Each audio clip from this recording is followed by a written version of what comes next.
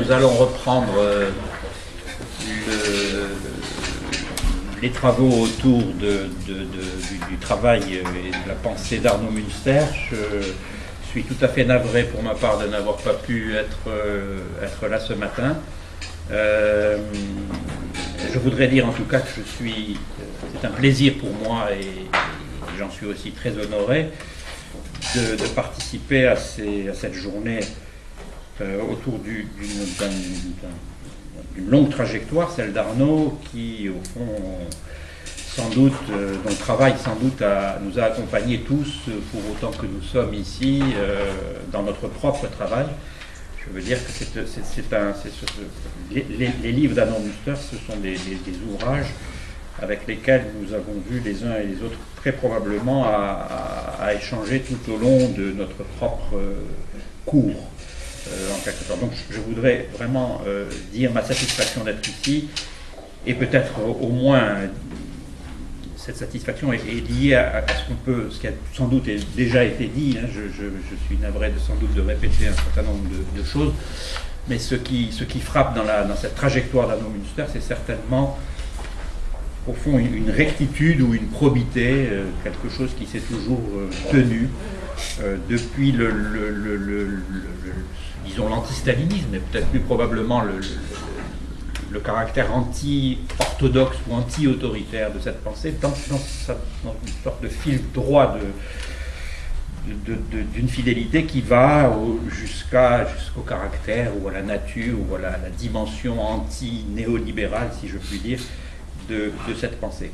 La première des interventions prévues cet après-midi est celle de Jean-Pierre Faye, que je ne présente pas, mais dont on devine que le tropisme allemand, disons, je parle de tropisme de pensée, a, comme il se doit, rencontré le travail d'Arnaud Münster. Je vais lui donner tout de suite la parole autour d'une intervention dont je vous rappelle l'intitulé. Arnaud Münster, Stirner, Ernst Bloch, Hannah Arendt, les temps de Berlin-Ouest et d'un Paris européen. Cher Jean-Pierre, c'est à vous. Merci. De combien de siècles et d'heures et de minutes disposons-nous? Écoutez, si j'en crois, et je me fie au programme puisqu'il a été déterminé par les organisateurs de cette journée, vous disposez d'une heure. Il est donc 14h30, vous avez la parole jusqu'à 15h30. Bon. Et ensuite nous aurons le temps d'une discussion et d'un échange. Oui, mais je ne crois pas que mon discours va s'étaler aussi longtemps. Mais en tout cas, j'aimerais sans que ça produise un cataclysme et un effondrement des structures du monde et de celles de l'Europe et de celles de la philosophie. J'aimerais ne pas entamer trop de temps, et cependant, pour Arnaud, je voudrais dire plusieurs choses. Je voudrais énumérer quelques-uns parmi tant d'autres, des relais qui ont été les siens, notamment ceux qui viennent d'être appelés, Stirner, Bloch surtout, et Hannah Arendt, la mystérieuse et admirable. Et en même temps, décrire aussi ces moments et ces années où nous parlions de cela, où nous nous rencontrions, c'est-à-dire dans des espaces qui ont disparu heureusement, par bonheur, mais aussi avec quelques regrets au fond de notre cœur, en ce qui me concerne. Non pas le regret d'un certain mur qui d'ailleurs n'est pas tombé, mais qui simplement a subi un petit trou, une petite ouverture à la suite du prononcé d'un mot, d'ailleurs, le mot Zoffort. Ce sera intéressant d'évoquer ce mot, peut-être, je l'écris là, si on en a le temps, dans un débat, parce que c'est l'étonnant aspect de l'histoire qui tient quelquefois un mot, un adverbe temporel, à la suite de quoi tout change. Mais j'aimerais dire qu'il y avait dans l'espace qui nous était commun quand nous voyagions entre Paris et Berlin, en empruntant ces chemins de l'air, qui avaient des avatars parfois, parce qu'il y avait des accidents dans l'aéroport de Francfort, où un avion était sorti de son sillage et avait échoué dans une prairie boueuse, et il avait fallu chercher des bœufs pour le déterrer lui-même, et entre-temps, donc, le voyage vers Berlin-Ouest était retardé mystérieusement. Il y avait comme ça, il fallait s'arrêter pour aller à Berlin-Ouest, il fallait s'arrêter par mesure, par diktat de l'histoire, il fallait s'arrêter à Francfort, sans quoi Berlin-Est ne permettait pas à Berlin-Ouest de recevoir ces avions. Voilà, toute cette dialectique réelle, d'un réel énigmatique qui ne tenait qu'au langage, tout cela faisait aussi que nous nous rencontrions dans des moments étonnants, dans des moments de liberté, des moments d'enthousiasme extraordinaire, autour de figures comme Rudi Dutschke. Et il se trouve qu'il y a un numéro d'une revue que je contribuais à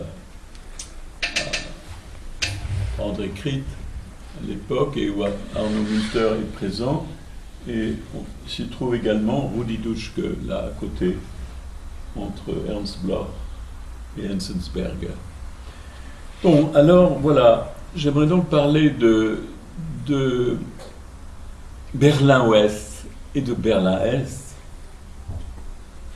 à travers mes rencontres avec Arno, parce que nous cheminions par les mêmes voyages, nous passions les mêmes douanes, ces douanes étranges où on ne savait jamais qui était en règle, s'il ne nous manquait pas un papier, s'il n'y avait pas quelque chose qui n'était pas conforme à l'inscription écrite nulle part dans ces lois, mais qui cependant régnait. Il y avait toujours un moment où, quand on passait devant ces guichets, on se demandait s'il n'y avait pas quelque chose qui manquait à notre attirail de papier.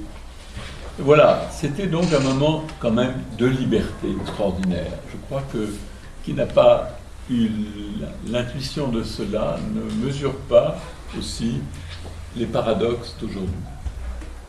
Alors voilà, j'aimerais donc dire quelque chose d'Arno à propos d'Ernst Bloch, à propos de Stirner, à propos de Nietzsche, parce qu'il n'y a pas de Stirner sans la question de Nietzsche.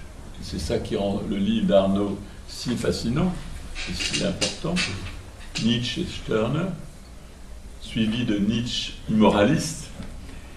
Et si on parle de Nietzsche, bien sûr, on est déjà entraîné à en dire toujours un peu plus, parce que les paradoxes que signale et décrit Arno, eh bien, ce sont ceux de Nietzsche même. Alors, comment sortir du dédale, du labyrinthe des paradoxes de Nietzsche? Et puis Anna, bien Anna, c'est trop tard pour en parler, parce qu'il faudrait une heure de plus. Parce que si on dit Anna, il faut aussi dire un autre nom propre qui commence par H.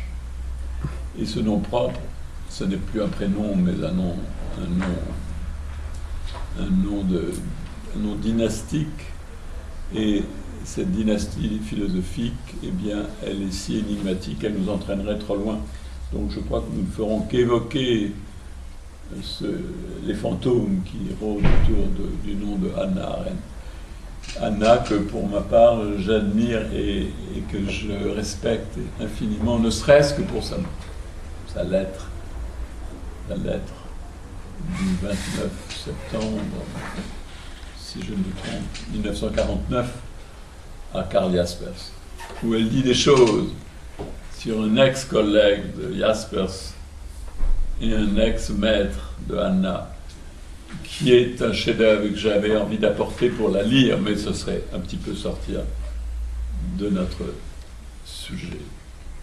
Alors, Arno, pour moi, c'est avant tout, non seulement ses voyages, non seulement la